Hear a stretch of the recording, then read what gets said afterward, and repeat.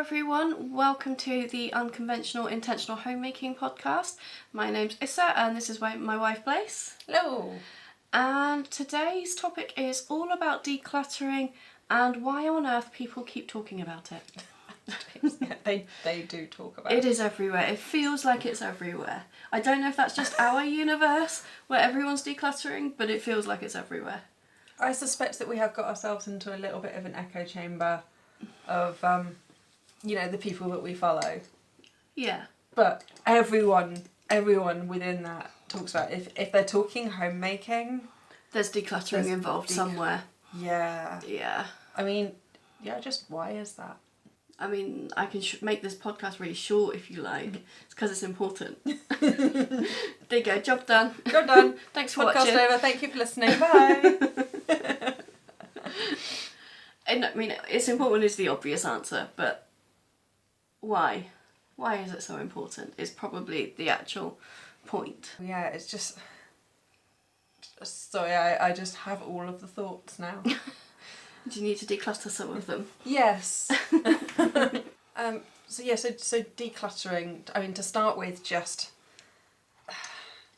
decluttering doesn't just have to be about removing stuff from your house. It can be like so much more, like you just alluded to, decluttering your mind, yeah. Like meditation and things. Decluttering photos and memories. Mm. Would you say that going to a counsellor, is that a form of decluttering your mind? Sorry, random tangent. I guess.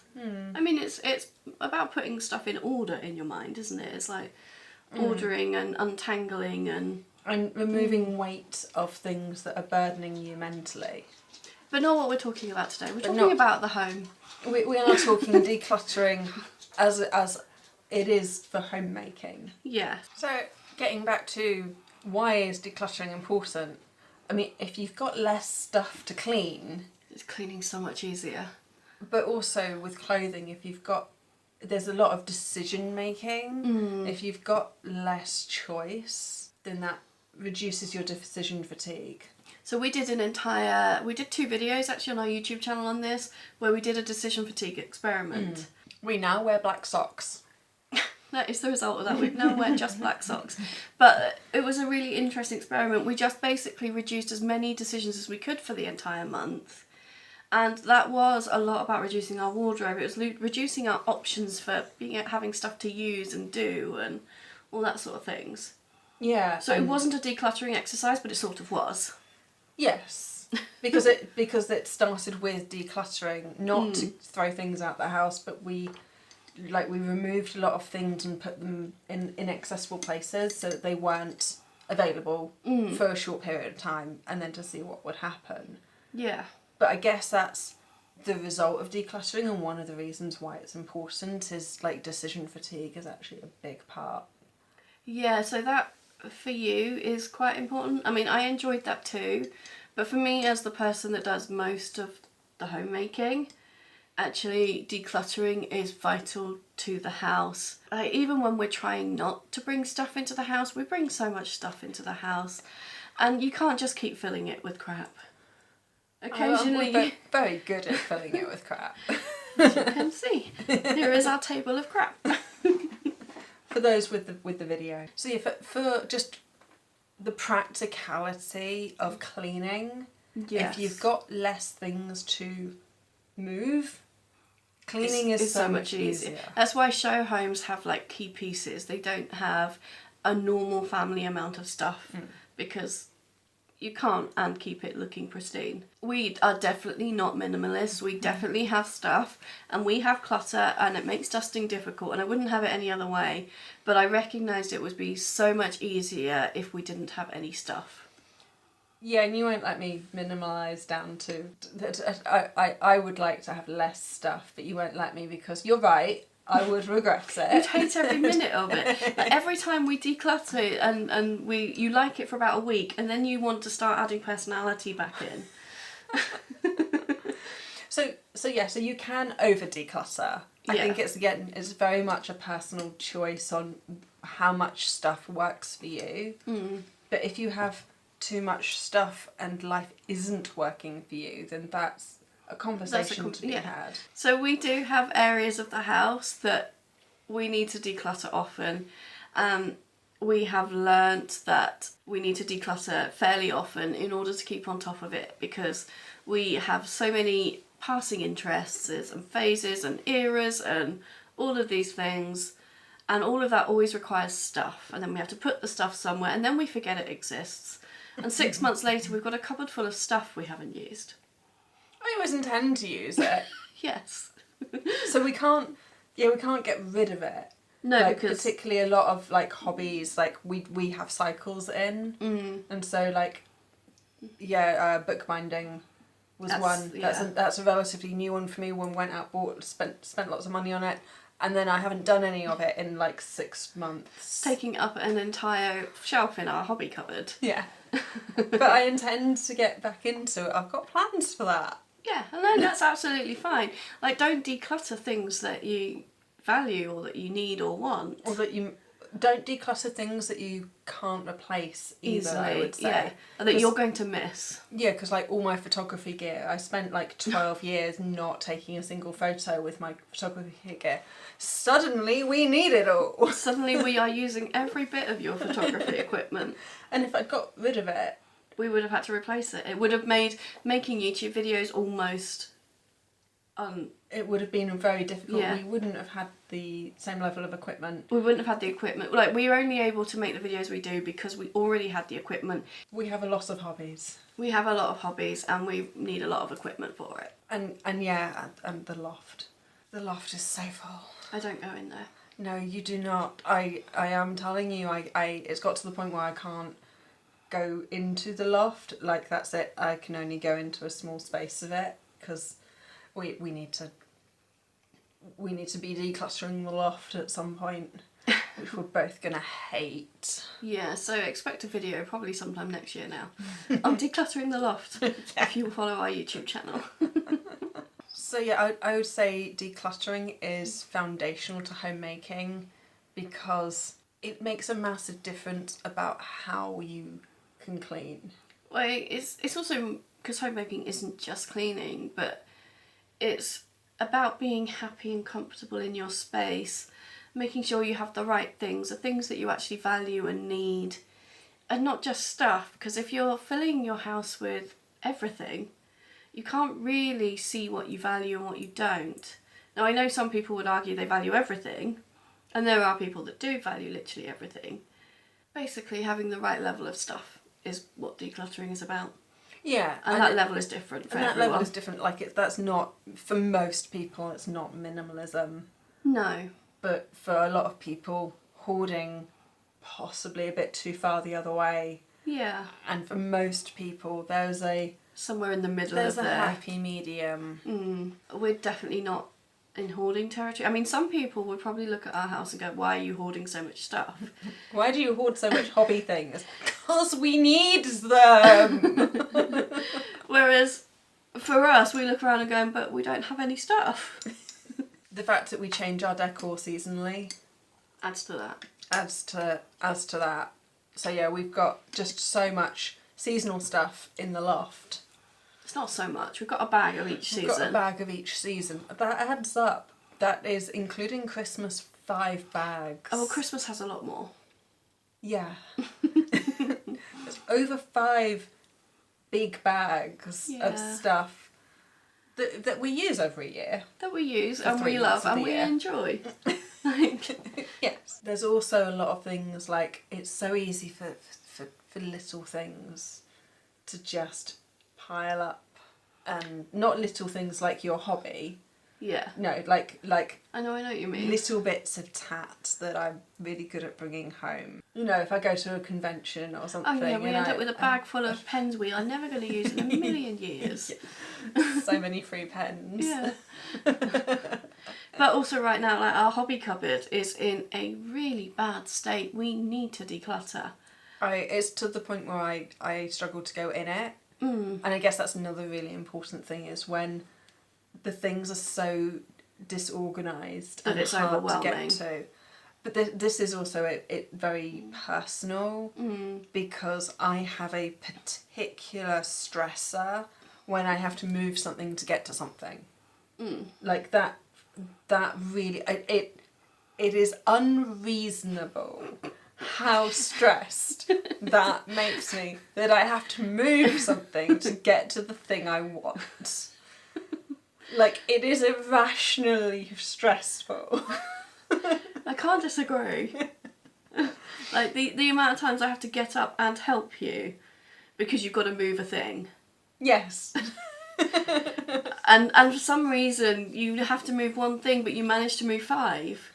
When all you had to do was move one thing. Well, that's generally because I'm not the one who knows where the thing is. So we literally, like, I was trying to put away some of your makeup earlier. Yeah. And that has a specific place in the cupboard that wasn't obvious. And you're like, just pull that thing out and it goes in there. So I pulled that thing out, but that pulled on something else. And you're like, no, you don't need to pull it that far.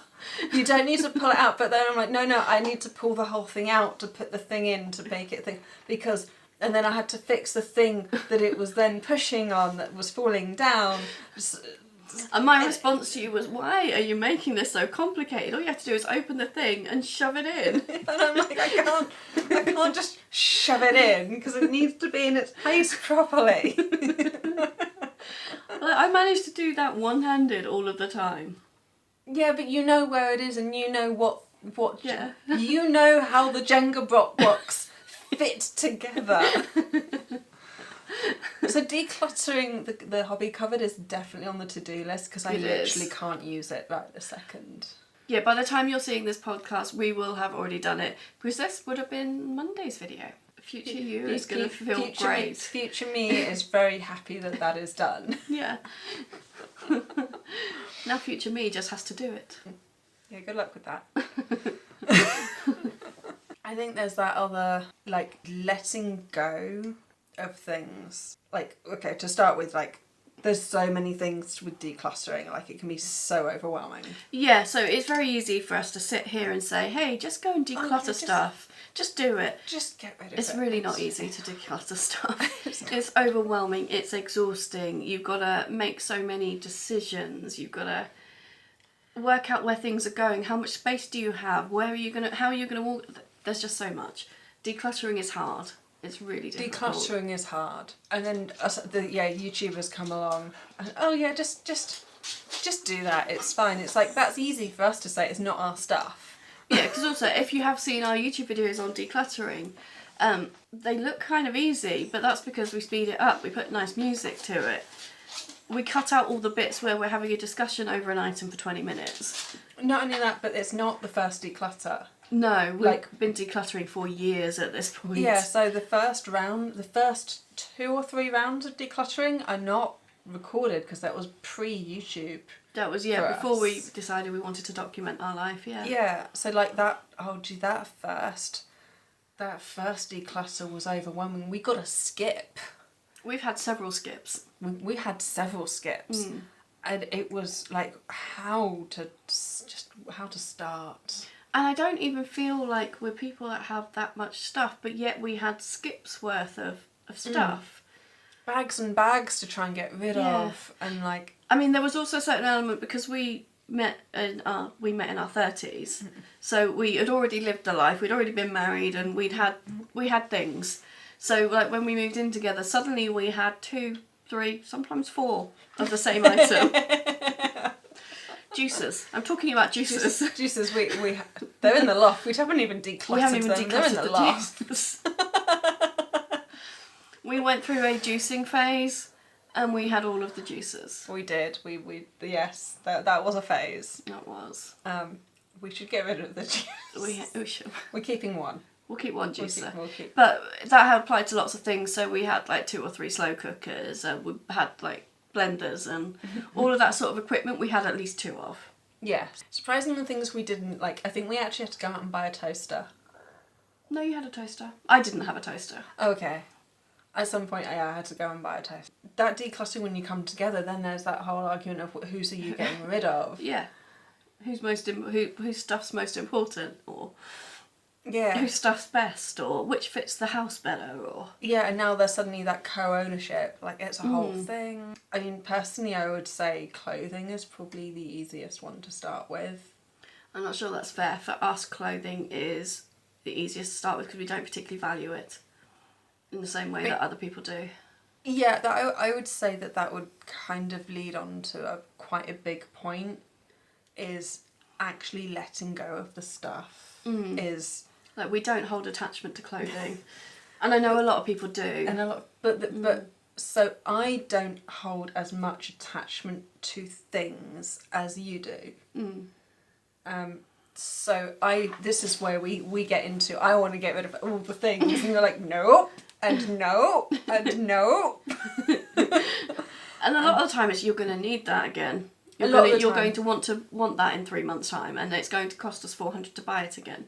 No, we're not getting rid of it. And that's fair. That genuinely has been a repetitive situation that has come up. But yeah, so one of the things I've got is I have a low attachment to objects, whereas other people can have a high attachment to objects. Yeah, you have quite low sentimentality. Oh, is that what that's called? Yeah, you're not very sentimental with things. I'm not sentimental with objects, no. But I can see how a lot of other people are, and like then trying to make decisions that are not just, do I need this, but does it make me happy? But then when the answer to everything is yes, this all makes me happy. How do you let go of things when you like it all? Yeah. Or you want it all? Yeah. Whereas I'm just like, is this useful? Do I need this right now? Am I going to need this in the next 2 seconds? Yeah.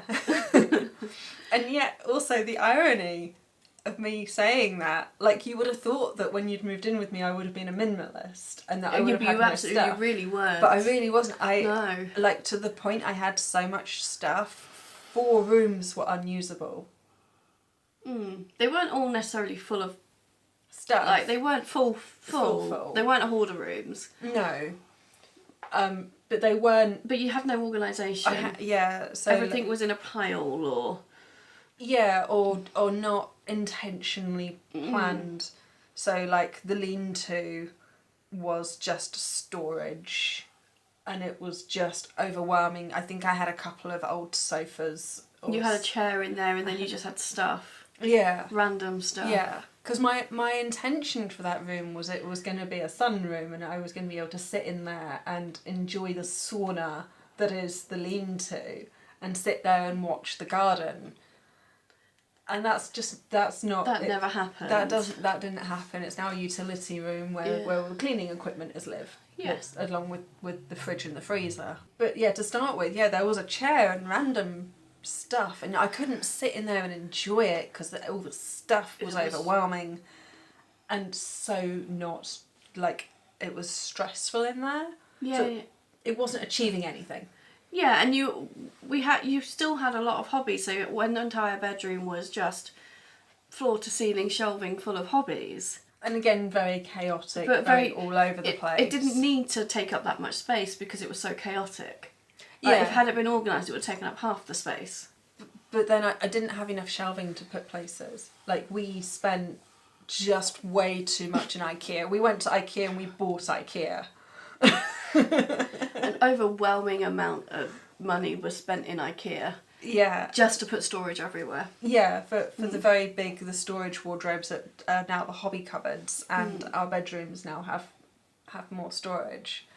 So, like, not only was there too much stuff, but the stuff didn't have anywhere to live. And that was just 2 of the rooms. Like, then there was more rooms on top that were just... And this was after someone had already moved out of the house and taken a load of stuff. Yes. Yeah, so not only was there was only half as much stuff, but also there was so much stuff. But then I also think that, just so much stuff. I remember taking all of my ex-husband's stuff out the house, and even him being overwhelmed by how much stuff he had, and him being like, I didn't realise I had this much stuff. And I'm just driving back and forth where he was moving to, and him just going, I didn't realise I had this much stuff. And I'm like, no, I'm going to go get another round of carload of stuff for you. Yeah, when I moved in, I actually didn't have a huge amount because I'd already downsized and decluttered a lot twice, because I moved around a bit before finally moving to the city that we met. And then moving to the city from living in the country, I had to move into a much smaller place.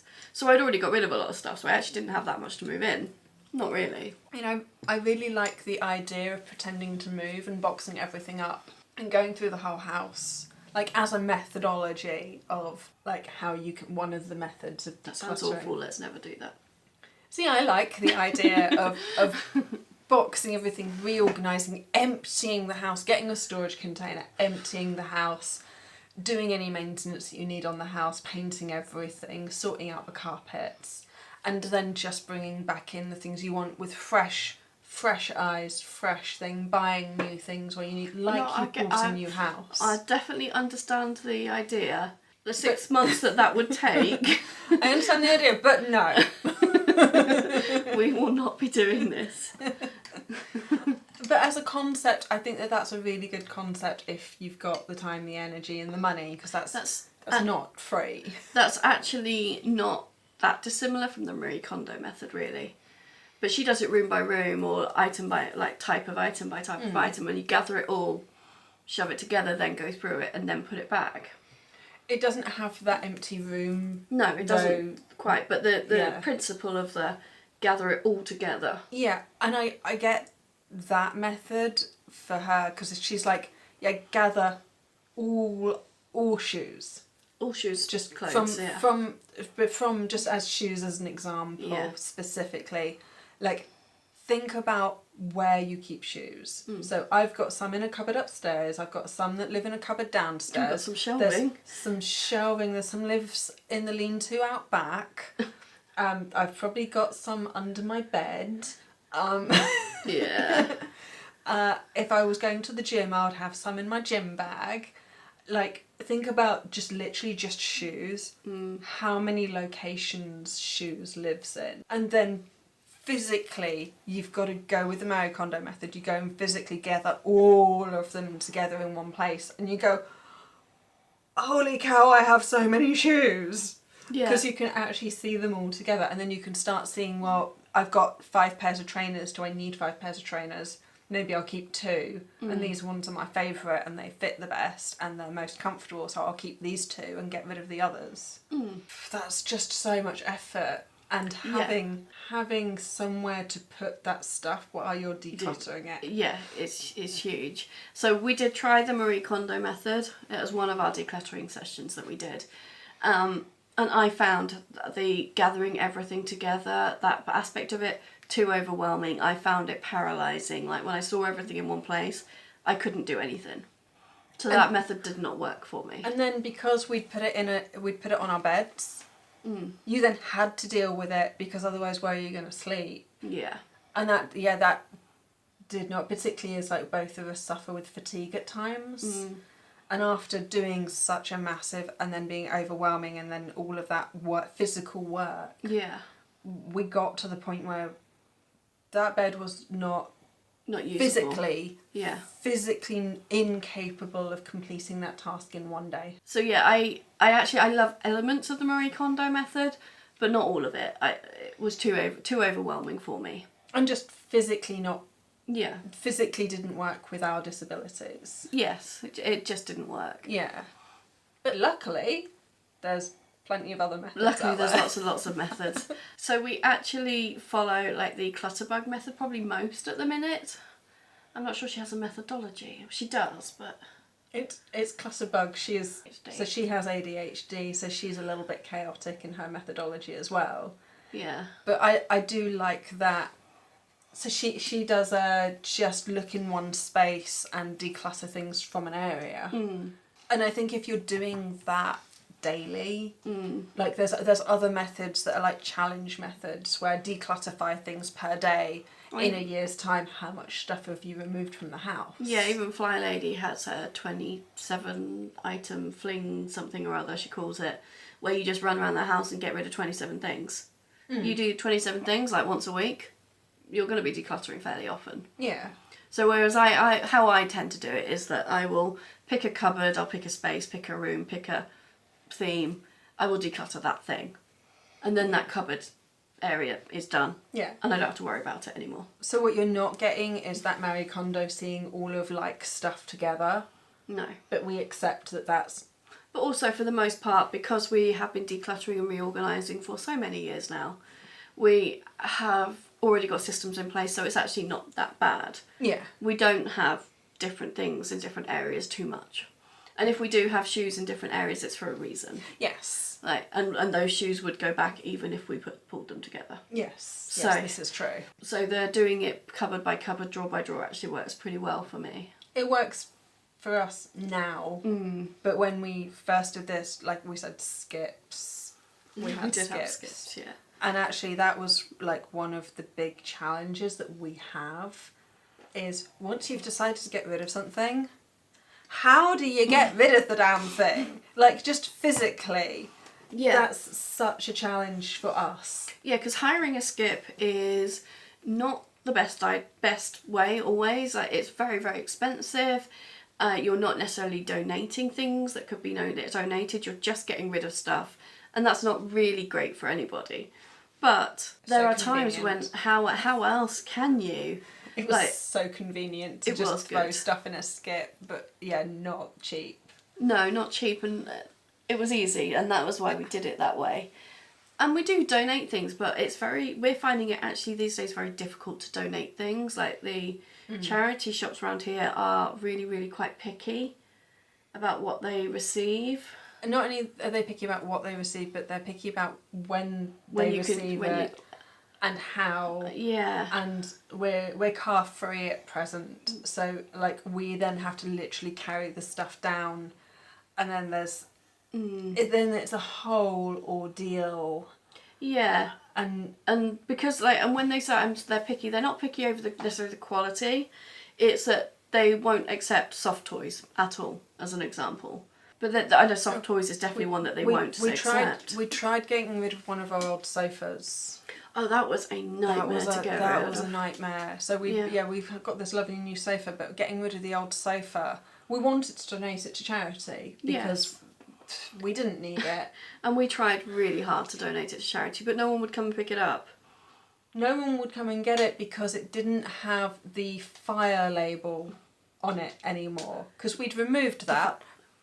Because it's a sofa and it was annoying and it was flappy and it was getting in the way. So we removed the fire label, but they couldn't take it anymore, which is fair enough. The regulations are regulations, but it was a perfectly good sofa that somebody could have used. I can't remember what we did with it in the end. We paid someone to come and take it away. Oh, yeah. So we actually had to pay for a collection in the end, yeah. But that's for the big items. Even if you're decluttering small things, it's not always easy. So it's something that we've had to take into account when we declutter is how we're going to get rid of it. Like what can be recycled, what can be donated, what needs to be thrown away. Well, yeah, so we can't just throw stuff away because we have a limit of 2 black bins a fortnight in our area, which is very common in the UK. They're really cracking down just on how much you're allowed to throw away. On how much you're allowed to put in black bin lines to go to landfill. And so, we can't even just throw stuff away. No. So, just don't buy stuff because then you have to try and get rid of it. But also, every challenge is going to be different depending on where you are, who you are, all of these things. But it is something to take into account when you declutter, is that you have to find somewhere for that stuff to go. And nobody really talks about that bit. We all talk about the decluttering the cupboards and the, hey, look how much stuff I got rid of. We don't really talk very often about actually how you physically get rid of that stuff. Yeah. And we don't have the answers. We are still struggling. It might be for many people that's a non-issue. That seems to be the hardest thing for us. I think, but that might be an us thing. Because if we could just throw it in the car and take it to the dump, if that was just an option, but no car and dump is difficult. But if that was an option, then we'd probably be. This is the other thing. We'd probably be decluttering more often, and easier. But because that we don't know how to get rid of it from the house once we've decided to get rid of it, it then discourages us from decluttering. So our current strategy is to declutter little and often. Do a little bit, get rid of a few things. If you see something that you know you don't need, get rid of it. Yeah. So we've, under the stairs, we've got one box that stuff can go in. And then once that box is full, the rule is we have to deal with it. Yeah. We haven't done that yet. No. It's not got that full. No. We're not doing too badly. Except that I'm about to declutter a cupboard. But having said all that and complained about how difficult it is to get stuff out of the house, it's still worth it. It is so worth it. It's so much nicer with less stuff in it. Like not no stuff, like not minimalism. Yeah, we're not minimalists. We'll never be a minimalist. But there is like, the cleaning is easier. It's less overwhelming when you're in it. It's less, like I have autism, so it's less stimulating to having too much stuff. It's easier to find what we need to find. Yeah, everything that's in the house, you know, it's there for a reason. Whether it's I like the look of it, or it's something with sentimental value, or it's an actual tool that we actually need and use. Yeah, and I know a lot of people would argue we still have too much and we don't need. I would argue things we we still do. have too much. I would say that the benefits of decluttering are worth doing. Yeah. No matter how you get there. And I would say it's a marathon, not a sprint. Yeah, it's not something you can do once and then forget about. It is something that, like, so our hobby cupboards that we keep talking about, I have a to-do that recurs for every 6 months to do those, because they get that bad within about 3 months, and then it's by about 6 months that I've had enough. But yeah, so I guess that is why people talk about it so much. It's because it is really, really foundational to how to make your home easier to manage. That's what it boils down to, is your house and your life is easier to manage with only the things you need and love in it. Yeah, it's making the house work for you rather than you work for the house. But anyway, thank you so much for listening. If you are interested in hearing more from us, then please do subscribe on YouTube or follow us on whatever podcast app you're using. We have so much more to talk about, and if you are interested in hearing us talk about decluttering more or watching us do it, then head over to our YouTube channel. There's quite a few videos where we declutter various things there, including one that was released only a couple of days ago. We will speak to you again soon. Thank you so much for listening. Thank you. Bye-bye. Bye.